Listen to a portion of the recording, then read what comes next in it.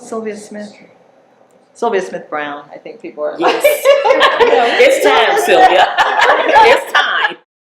I'm probably one of the longest serving members, really.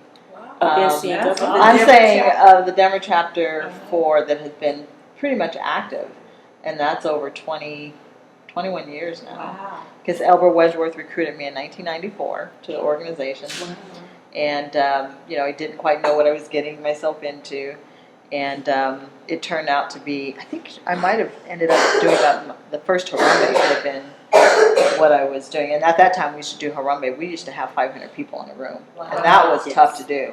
But we would, when I was early on, we were doing 500 at our annual Harambe brunch. And that is tough, for 3-4 years, I think we did it with 500 people.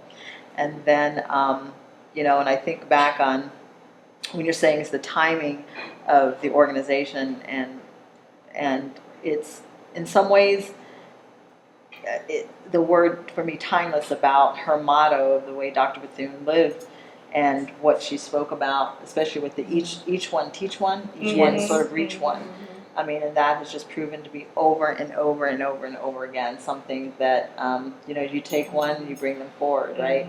And I think for NCNW, the National Council of Negro Women in Denver section, what I've always connected and been proud of is that it's an organization, not only as an organization of all women's organizations, but it's an organization of taking those individuals in the community, have been doing tons of work, but don't get recognized for it. And that is what is one of the most important things that I find about that organization that keeps me connected to it. That there's folks that I know that are out there doing work, don't want recognition, don't have a title behind their name, don't have real credentials in some instances sometimes.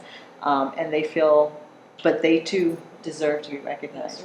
And that is the spirit in which we do the living portraits annually. We've been doing that now for, as long as I've been with the organization.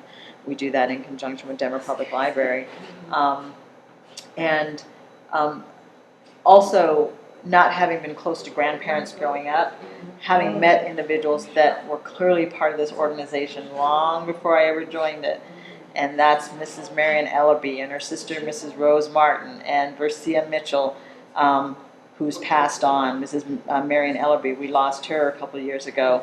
Lenore Darden, we just lost Loretta Stevens, just a couple months ago, Mrs. Stevens. But we've had so many women that have been engaged in the organization that this was the organization to be. And for them, I was honored to have known them.